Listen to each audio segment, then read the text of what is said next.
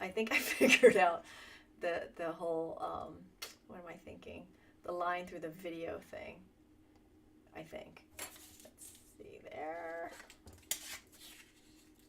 I think we're streaming, so if you are watching, do fast forward. If you're watching a recording, do fast forward about 5 minutes. We're gonna get started here momentarily.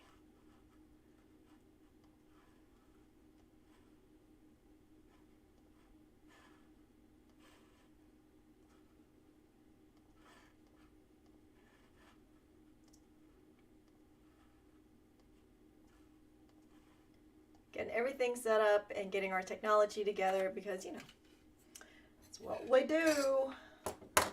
Bow opening, bow closing. Good.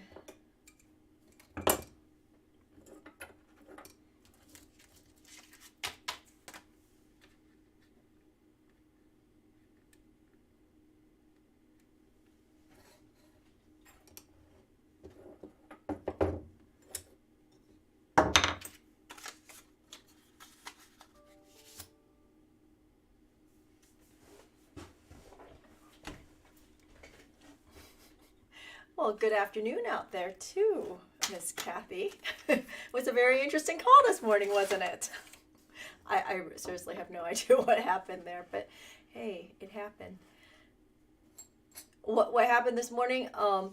Facebook did a phantom phone call, or what is it? It wasn't really a phone call. It was one of those room things. All of a sudden, my phone is ringing, and apparently her phone's ringing too, and we're both answering this going, what do you want? Neither of which of us were quite awake. At least I wasn't. And yeah, neither one initiated this call, but there we were in our glory. Well, I guess it could be worse. Could have called me while I was in the bathroom, right? Again, if you're watching a recording, do fast forward 3 minutes at this point. Yeah, well, to think it was probably, what time was it? It was at least 10 o'clock when that happened. So much for getting up this morning, huh? It was a long weekend. I hope everybody had a great weekend. I know we did. Got a few things accomplished this weekend. Got outside, blew some leaves, whatever. Blew the driveway because it was a windstorm about a week ago. So it was time to clean that up, right? So we cleaned that up and got some things done on my to-do list around the house, which is great. Cut up t-shirts, make into rags. Yep, that's what we do. We cut up t-shirts and make them into rags because we need to use them up. Upcycling. Still trying to figure out this focus here. Hold on. A little too close, right? A little bit. Oh, I know it's wrong. Let's fix that. Much better. There we go. Should have been, yeah, I worked outside for a little bit. Should have worked outside a lot longer, but it's, I don't know. Very unmotivated this week. Feeling a little overwhelmed as we're getting ready for virtual Evercrafting. All the kids went out last week, which was great. We took time out on Wednesday and after the live and got everybody's kits together. So everyone should start seeing the arrival of their kits, at least from me, Sully, and Arian, in the next few days, if you haven't already. I know people were reporting that they already got it over the weekend, which is great, which means the mail system is back. Yay! So that's all positive. So Andy says, I'm good. Everybody is up and running. So we are simulcasting today on Facebook, Twitch, and YouTube. So if you're not on Twitch and have Amazon Prime, it is free to subscribe with an Amazon Prime account, and I get paid. By the way, another advantage of being on Twitch TV is that the video is much better. It's much clearer than what's on Facebook or even YouTube, because they have a tendency to truncate the videos, dummy down the videos, because it's a lot of storage space for them. So, but what's nice about Twitch is it's pretty clear. However, the downfall with Twitch is that the videos are only up there for 2 weeks. So if you don't catch it, at least you know you can go to YouTube or Facebook on my Q Talk Facebook page and see the recordings of anything that you had missed in however long this past year. As we are entering week 55. Woo, that's a number. All right, so week 55, today's Monday, April 5th. How was April Fool's Day for everybody? Did you make it unscathed? No practical jokes happening last week? Nothing here, just nice and quiet, doing our thing and enjoying the weekend, because that's what you do. Anyway, so week 55, we are doing Motley Metal. This is the second to last in the series before we move on to Mix It Up metals on Mondays. So for those of you who have ordered the Motley Metal kit, this is sort of outside of what was in the kit. So you're going to be using some leftovers if you have it, or you'll need to purchase some more metal. But there should be enough metal in that kit to go into this project. I can't seem to find my sample, but it doesn't matter because you guys have a picture of the sample there in your video. So today is scratched. Why? Because basically we're scratching the surface of the enamel to make our designs. That's part of it. And then I'm going to show you another way of making a design in your enamel. So Motley Metal has been 6-7 weeks of all enamel projects. Okay, so let's talk about what you need today. By the way, everything that you see is available on our at the Urban Beater website, urbanbeater.com website. So if there's anything that you need to pick up, you can go to that site and get it there. Andy has been posting all the links to the various tools and enamels that are available in the feed. If you look into the feed of either Twitch or Facebook, you'll see the links there. But it is in the description on the Q Talk Facebook page. Okay, so that said, what are you going to need today? So today you're going to need a bench block, because we're cutting metal and it's going to warp, and we're going to need to flatten it in some way. So you'll need a leather mallet, a file, a pair of shears to cut that with. Why do I have multi-looping pliers out here? I don't know why. We use it so often, I pulled it for some weird reason. A pair of tweezers is going to make your life a lot easier. An enamel setup of some sort, which means you're going to need a sifter, a trivet, some enamels. We do have enamel color kits on the website, so if you haven't started enameling yet, it's a great way to get started with a bunch of colors in one shot. You don't have to commit to a large amount of one color, so that's a nice sampler. A brush is going to be good today too, some clear fire or holding agent, and some penny bright to clean your metal with, and of course you're going to need a torch because we're torch firing. However, all of this can be done in a kiln. Enameling can be done in a beehive kiln too if you have one of those. So it doesn't matter either way. It does have a nice result. The nicest result, of course, is officially in a kiln, because all the heat comes in evenly instead of just torching from the bottom. Okay, so before I jump all the way into that, one of the things I wanted to point out today or share was we got a new tool in over the weekend. On Friday we got a pair of bow closing pliers, and you're like, what the heck are bow closing pliers? So I thought I'd share it with you because I'm pretty excited about this tool. So have you ever made a bezel or a ring and you just can't seem to get that to come together? This one is really thick. I'm using like 18 gauge sheet metal here to make this bezel, this ring, right? So what's great is, check this out. Bow closing pliers, can you see that? It's going to close it up.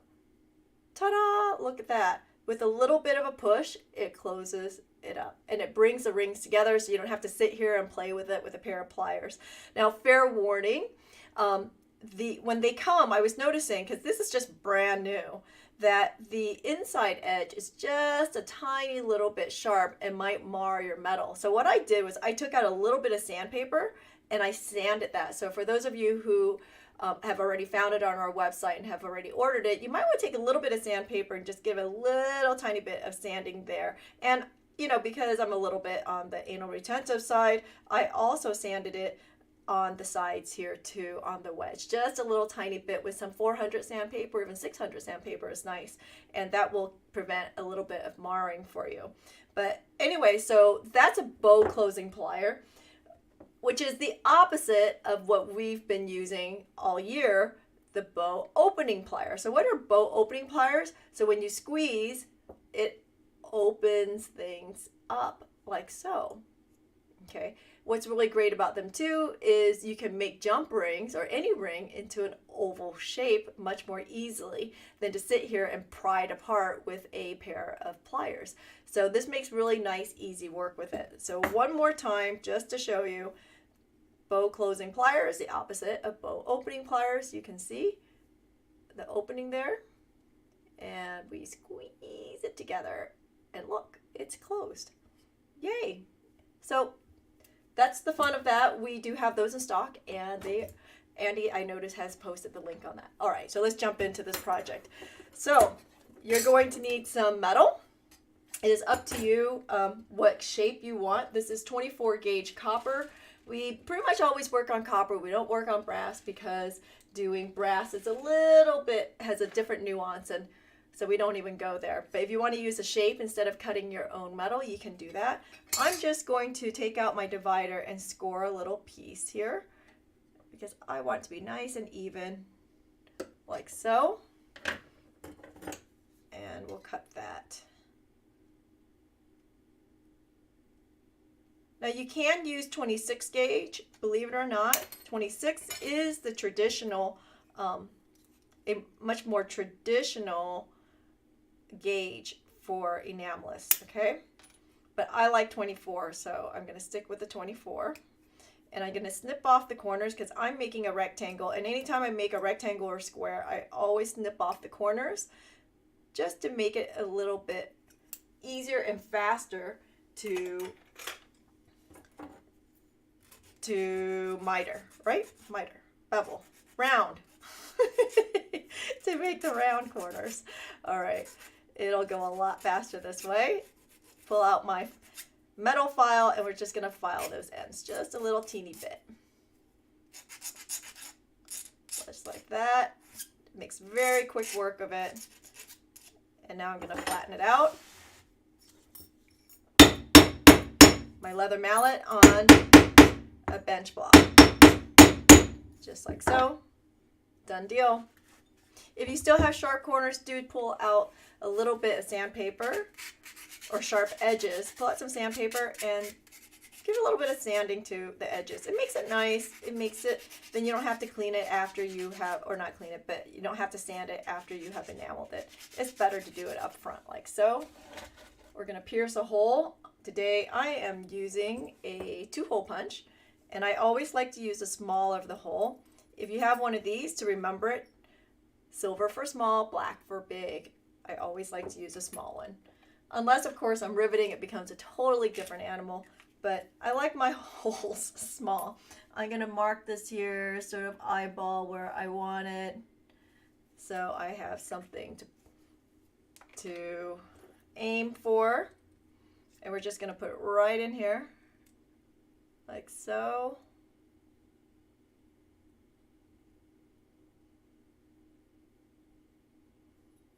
Okay, I'm off center. See, so when I look down on it, I'm looking to see that it is even on both sides too. That's another way of gauging this.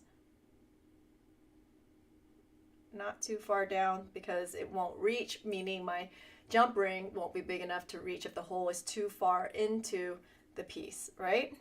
So you got to be careful of that. You don't want it too close to the edge either, or else you're going to create a weak spot. There we go. So you crank it down until it releases and crank it back up, unscrewing it until the metal pops out. All right, so first things first, we always need to clean our metals because if you don't clean it, it will not enamel properly. If you notice, the color is going to change here in a second, because when they process metals, when they process metals, there's always some sort of oils on them. So you want to make sure that that is removed. Okay. You know, every time I do this, I always feel like I'm doing that finger bowl in the fancy restaurant. Ever been there? Done that? Did you ever watch Pretty Woman? I think she tried to drink it. What movie was that? Anyway.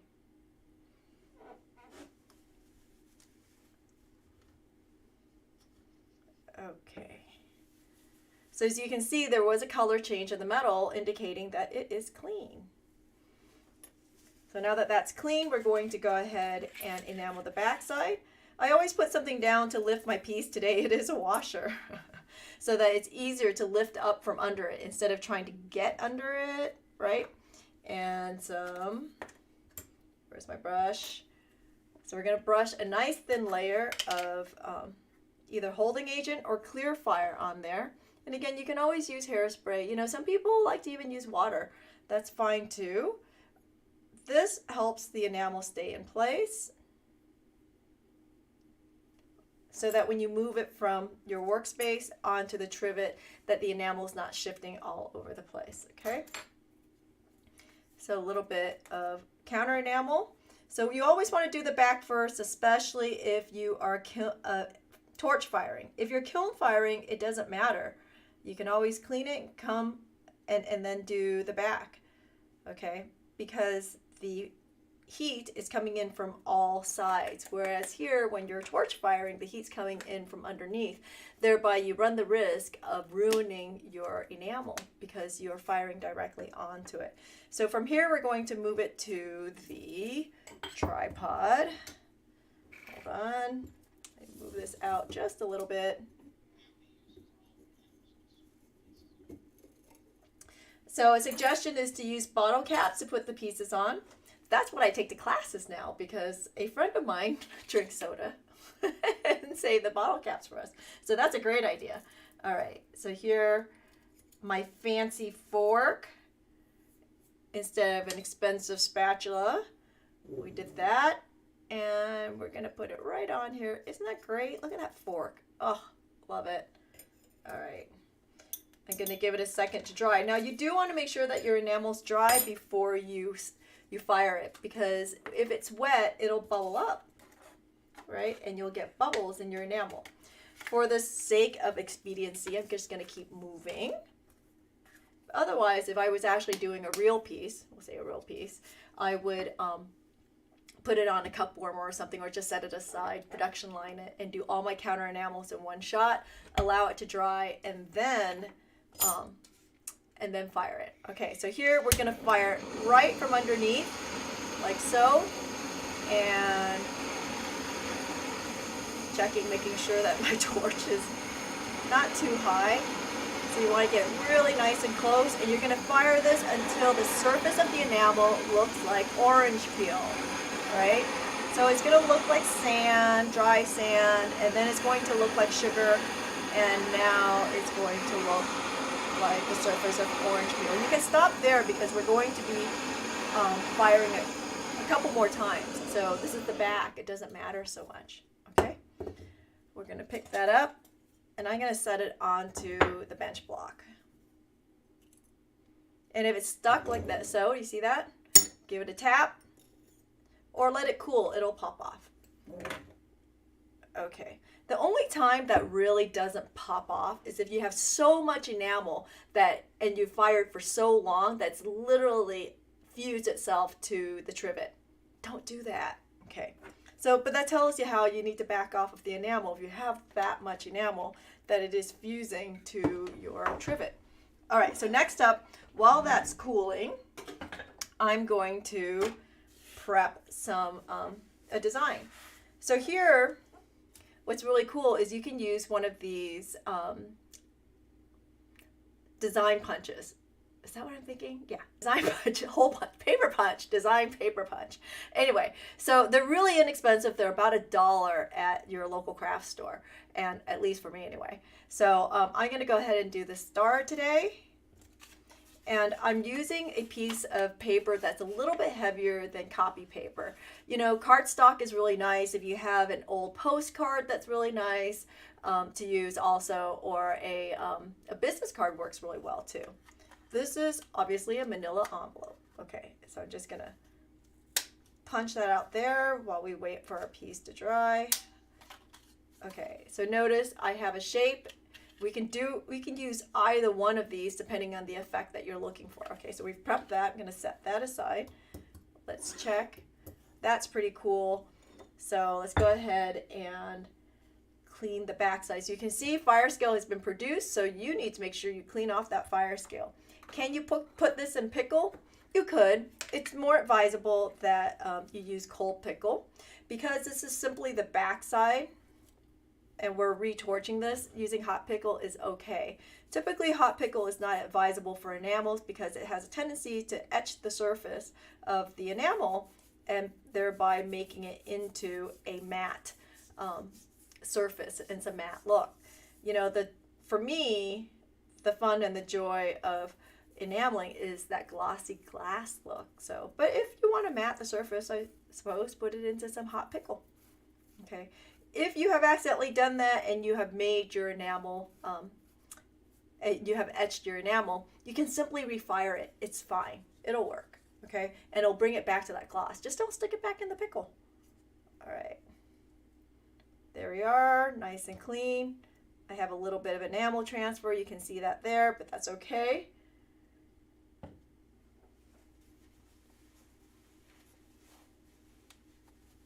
Just clean that up. All right, so now I'm going to enamel another on the front, a color. But you know, I have some Penny Bright in my hole, so I'm going to clean that out. You can use a paper clip if you want. I have a dressmaker's pin, T-pin. And let's see, handy dandy washer, another layer of holding agent or clear fire, like so. So there's a couple ways you can do this, okay? Is if you want your design to look like copper, then you're only going to do this one layer.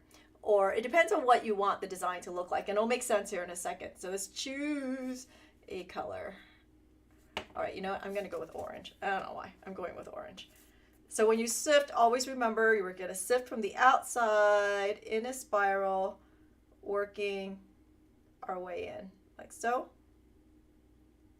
Okay, so what I was saying is if you want your design to look like copper, you would go ahead and put in your design now so that the copper is exposed. Once you fire it off, the voids would reveal copper, right?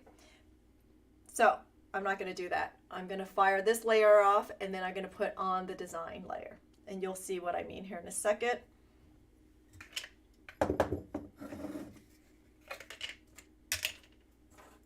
Okay. How quickly this place becomes a mess.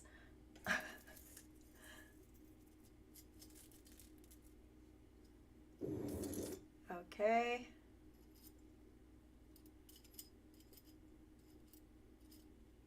There we go.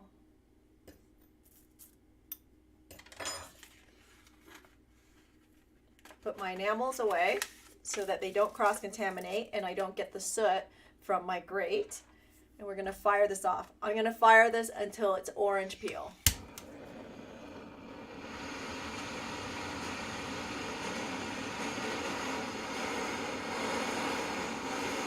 Again, you don't have to fire this all the way to gloss. Orange peel is enough because we're going to be firing probably 2 more times after this, right? I'm going to show you 2 different ways to approach how to make a design. All right, sugar, and then orange peel. Okay, so there we have it. Set this on a cold surface. Remember never to quench your enamel because it will crack. You know, it is glass. All right, so that's already cooling.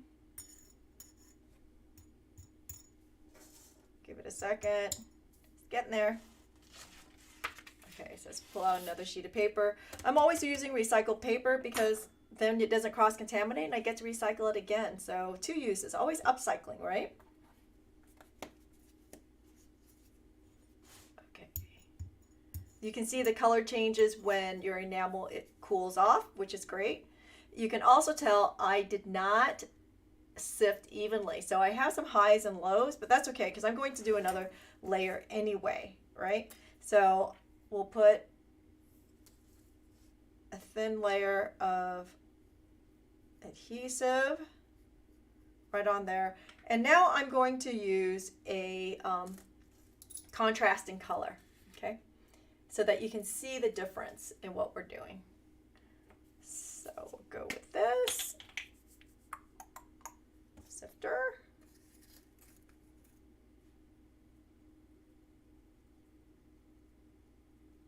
Okay. So we'll do it like so. So this is what we're about to do next is an Essence Graffiti, I think is the official name. And this is where your little pokey thing comes into play. Again, you can use a paper clip if you want to. And I'm going to draw a design in here. Okay, the key here also is to make sure you allow your enamel to be completely dry or else it'll start pilling, okay? And then your design is not going to be as nice as you want it to be. It won't be very distinctive. It's a little bit muddied if your enamel's wet. So, but I'm just going to keep moving.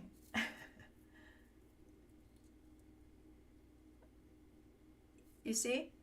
You can see how it's just sort of like pilling. Let's see if I can get in a little bit tighter so you can actually see what I'm doing there. See that? It's not great. So it'd be nicer if this was dry. And hold on. I'm going to see if I can hold this in place. Oh, it's moving all over the place.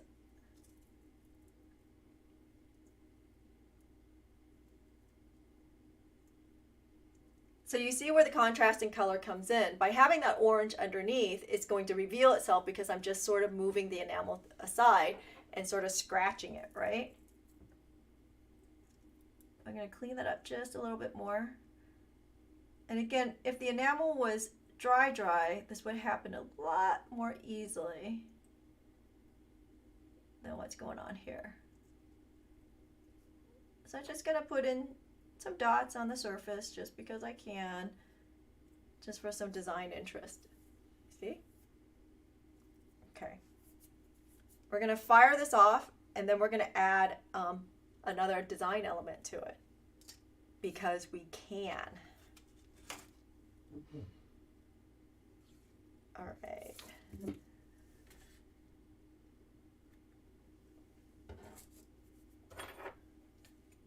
All right, let's see. Gently.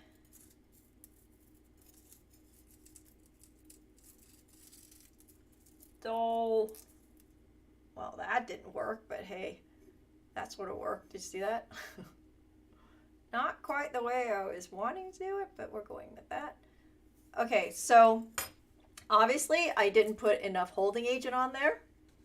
You can see that the enamel has shifted and my design is no longer that nice distinctive design. So I'm gonna scratch it again, see what happens here. And I lost my T-pin. Huh. Okay. So it just play with it a little bit.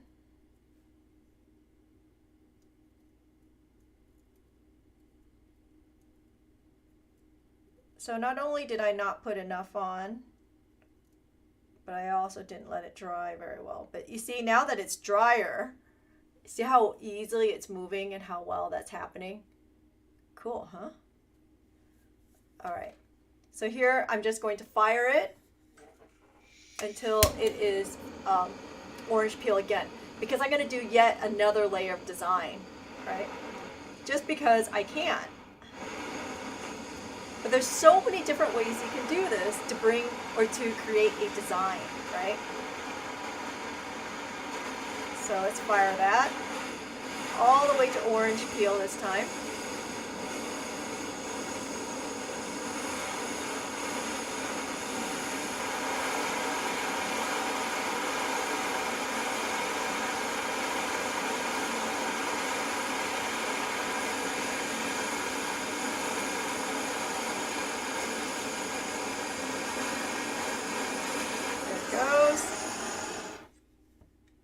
So I know it looks just really dark, but once this cools, you'll see that my lines and my dots are actually orange because remember the orange was underneath and you've created a void so that you can see it.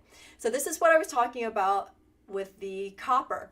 So had I not put the orange down and I had created this design directly onto the copper, instead of revealing an orange line, it would reveal a copper line, right? If you do it that way, understand that the copper will look black from fire scale. So all you have to do is take out that toothbrush and clean right inside of there. Or you can take out your fiberglass brushes and clean in that area. All right, so pull this aside. And I'm sort of digging the fact that I did not sift evenly. It's giving me some sort of a nice organic feel to it, right? Okay, we're almost cool. We're gonna do one more color on top of this just to be completely crazy. Why not? Okay, I'm going to trim this down too because I feel like I might not be able to get it in there. Yeah, like so. Okay, nice and cool. So this time I'm just going to put a little bit of, again, adhesive into this corner because I'm only putting a little bit of design in that corner, okay?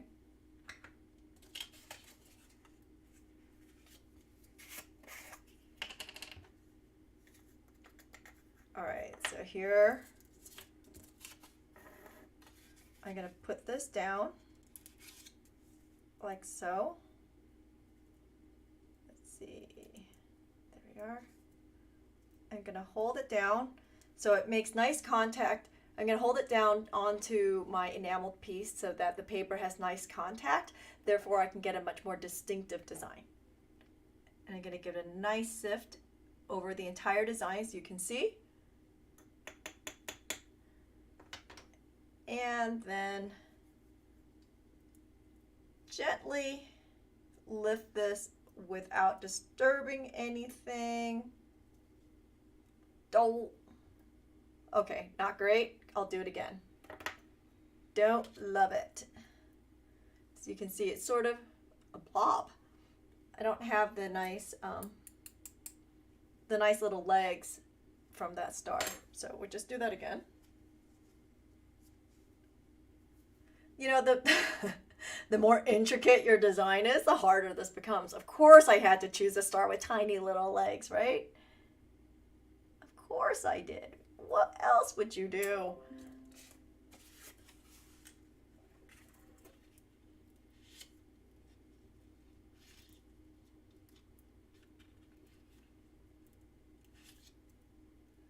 Okay, there we are. Don't. Stay still.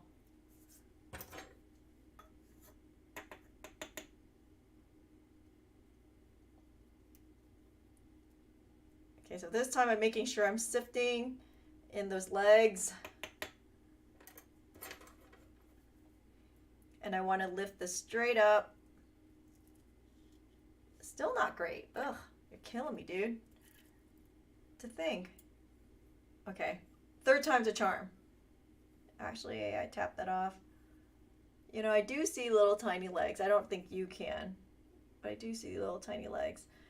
You know what? I'm going to try a different color. See if it's a little bit more distinctive if I go with a different color. Hold on.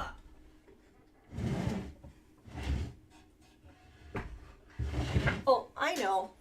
I'll do it with the orange. Okay.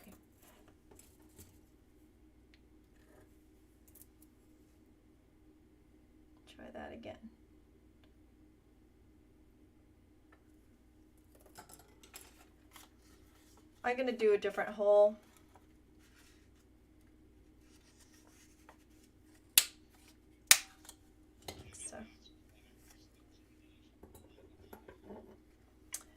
So the question is, did you miss the holding agent applied to that area? Yes, you did. So you want to apply some holding agent to the area that you want to sift this into. Okay.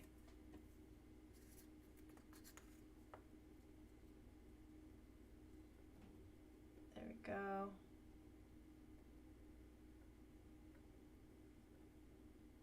All right.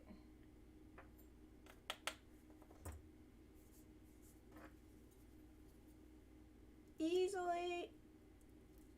Oh, much better. I have legs. Okay.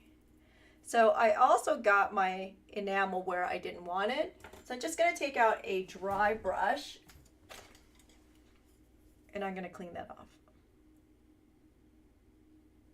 Just because I want to keep things really distinctive, like so. Okay. So the other way you could do this is, instead of using the void in the punch, you can use the, oops, hold on, the punch itself, the cutout. So you could have put this down, sifted over it, and then lifted that. So it's the opposite of. So either way, it works, right? All right, there we go. Okay. And we'll fire that off. And this time we'll take it to gloss.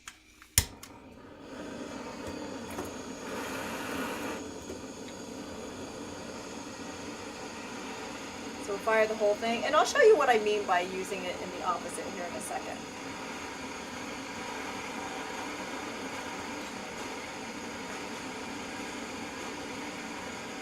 So we'll fire this all the way to gloss, and you can see my design is coming up with those little tiny legs. Just sort of have to be, a little bit more particular about which design you choose, because again, every single design is going to be a little bit different in that, you know, the more detail you have in the punch, the harder this becomes, because you got to make sure that you're diligent about sifting and lifting that, that stencil. Basically, you're making a stencil. Okay. So there's my design. Yay. Sort of cool. So it's always fun for me. You know, I don't think about the designs much when I go into this. I barely think about the colors, you can tell. And always fun to see what comes up. But there it is. Okay, so let's do one more. I'm going to flatten just a test piece so I can show you how to do the opposite of what I just did.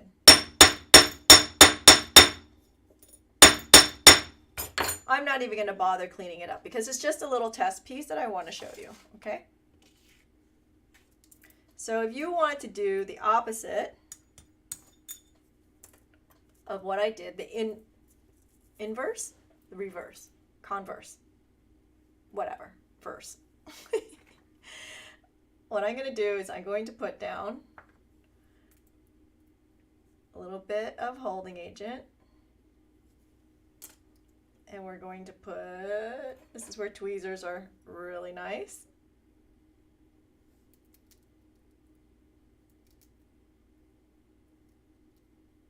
Make sure that all those little legs are stuck to the bottom because we don't want enamel to get under it or else it won't make a nice design. You can see that. And then we'll sift this.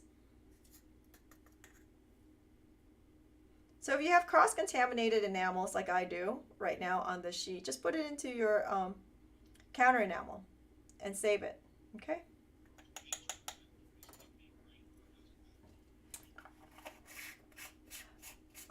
Do opaques work best for this technique or does it matter? It sort of doesn't matter because if you think about it, if I had started with white and I put a transparent on top of that, that transparent becomes really vibrant. So it sort of depends on what kind of contrast you're looking for. Okay, so now I am going to gently pick this up.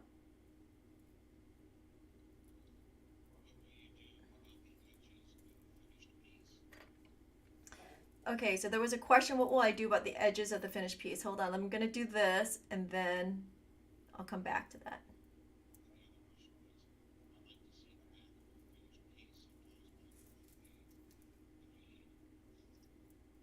Okay. By the way, if you have questions, do post them. Andy is relaying them in my ear. Okay, this, oh, these tweezers are not being nice to me. I'm going to switch out tweezers. Yes, tweezers do wear out, and sometimes, there it is. Ta-da! Not great, but of course I used the tiniest little design I could possibly look for. See how small that is? It's teeny weeny. Okay, so we'll fire this off so you can see what the difference is.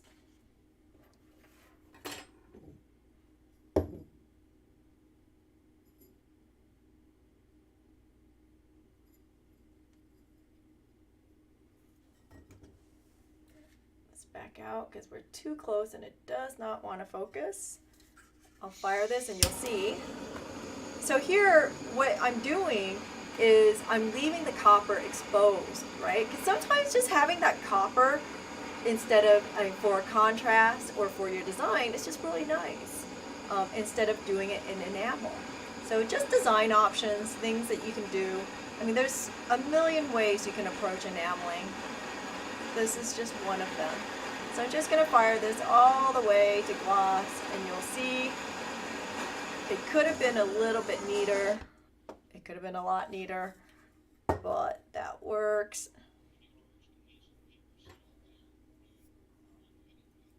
So the question is, can you torch the piece with the paper still there, knowing that it's going to burn off anyway? No, because there's enamel on top of that paper. And the other thing too is when the paper starts scrunching, where is that enamel going to go except there? And I think it's going to cause a hot mess. I might just try it here just for yucks and giggles. Okay, so I'm going to go ahead and pick this up. So you can see it wasn't great, but you understand the point. That's all I'm trying to get to here. And here you can see the fire scale in the copper. All you have to do is clean that up just a little bit. See if I can grab my toothbrush and show you that, okay?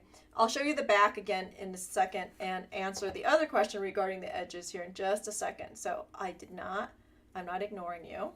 And why I like to use a toothbrush at this point is because it's the best way to get into the little tiny crevices, right?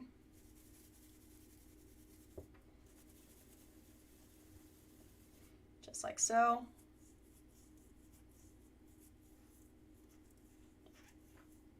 You see? So you can clean it up and now it looks coppery again. It's sort of cool. You can also patina this if you want a patinaed look, right? Okay. So let me answer the questions. And you know what? I'm going to go ahead and fire the other side with that paper on there and see what happens. Why not? We're live. Okay, so this piece. So the question is, what does the back look like? It doesn't look like much. I happen to have a lot of black in my counter enamel this time because I spilled a bunch of black recently. So, and the other advice also is if you don't have counter enamel, just use black. It's fine. Now, I don't know who asked the question about wanting to see the back and that your back looks yucky. It really doesn't look like much. It typically does look yucky. Now, if by yucky you mean that it's the surface isn't smooth anymore, or that the surface is or that the enamel has pulled away from the edges, that's because you're overfiring. If you would like, you can send me a picture to my Facebook page or just email me at inspire@qfomgray.com and I can assess what your problem is. And that's open to everybody, by the way. If you have any questions and I'm not answering them, or that it's very specific and that I can't tell you what the problem is, feel free to reach out and just send me a message. Pictures are worth 1,000 words, and I can definitely tell you what's going on much more easily if I can see a picture of it. Okay, so regarding the edge of the enamel, okay, so I believe what you're talking about is this here. and this color here. You know, you can easily sand the edges off if you want a bright copper, or you can clean it off with a little bit of penny bright if there's no enamel on there. However, another option you have is to use, if I can find mine, an alundum stone, which mine has gone missing. Hold on a second. Let's see. An alundum stone is used in glass making to grind down glass.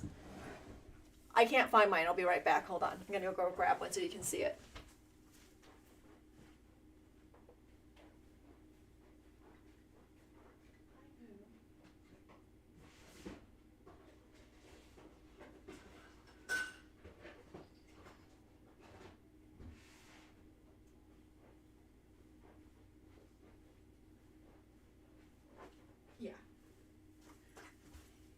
Yeah.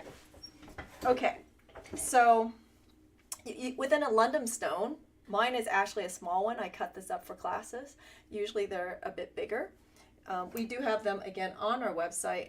And what's sort of fun is instead of buying an 8-inch alundum stone, ours is 3 inches. So you don't have to go through the expense, and besides, they last forever. So what you would do is with some water, my recommendation always is to use it under some drippy water in the faucet, okay? So here, what you do is you take out your alundum stone. I'm just going to dip it in some water because I don't have a faucet right here. But you're just going to scrub it like so on the edges. Notice how I'm scrubbing it down like this. I'm not scrubbing it like this. I'm scrubbing it like so, because you're going to create gouges into your alundum stone if you just go back and forth. So the real technique is to do it by just swiping it.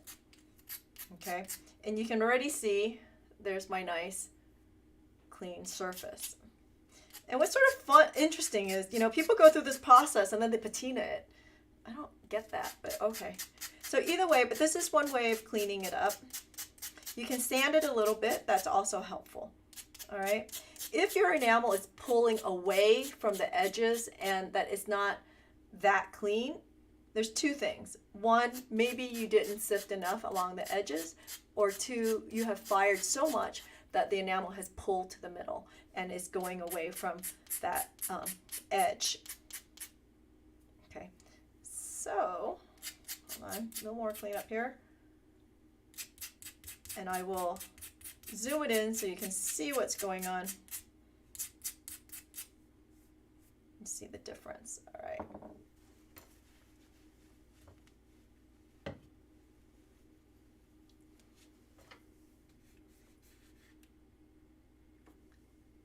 You see the difference? It's nice and clean now. And I did do a little tiny bit along the surface. So this I didn't do too much on, but you can see the difference in how that's cleaned. Okay, didn't do the bottom one either, but just wanted to show you the difference. Hopefully I answered your question. So then let's go back and do one more test piece here and see what happens if you torch this with the paper on it. Why not? So then another question I know is someone said, what if you didn't put holding agent underneath that pattern? Wouldn't it have been easier to lift? The answer is yes, but no. In that, for me, what happens is, and again, this is going to take a little bit of experimenting. It has a lot to do with whatever pattern you decide you want to do.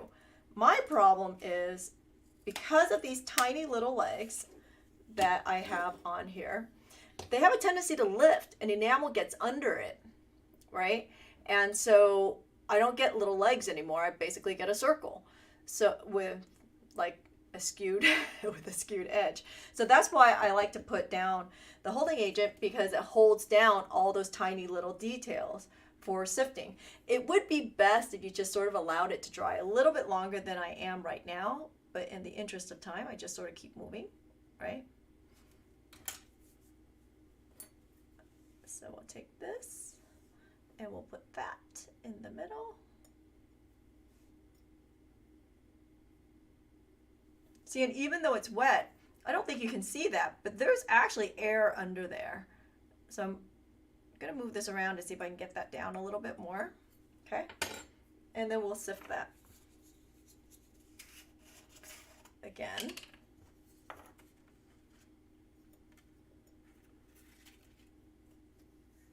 And then we're going to fire it with the paper just to see what happens. Why not? So this is sort of, for me, what's fun about doing this live is getting input like this. Things that I never quite thought about doing. I don't think it's going to work, but maybe it will. And we just discovered something new, right? Okay, I'm going to clean up my workspace for just a little bit.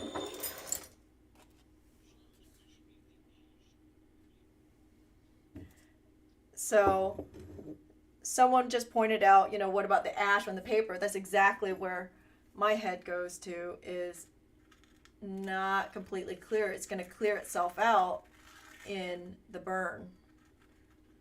So yeah, this is why I have my doubts. But again, why not just try it and see what happens? I guess it's better that I'm trying it than you're trying it, right? Haha. Okay, it's like so. And I don't know if you can see that, but I have a little tiny void in there. That's why you don't pick up enamels with your tweezers. That's why you want to use a spatula or the handy dandy fork. Okay, so let's fire that up.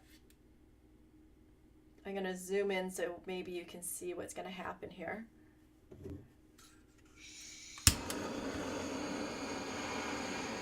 So if this paper catches fire and floats off, you might see me scrambling. Don't mind me.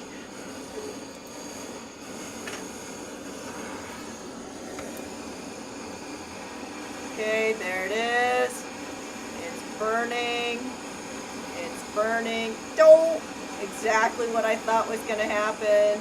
It curled over.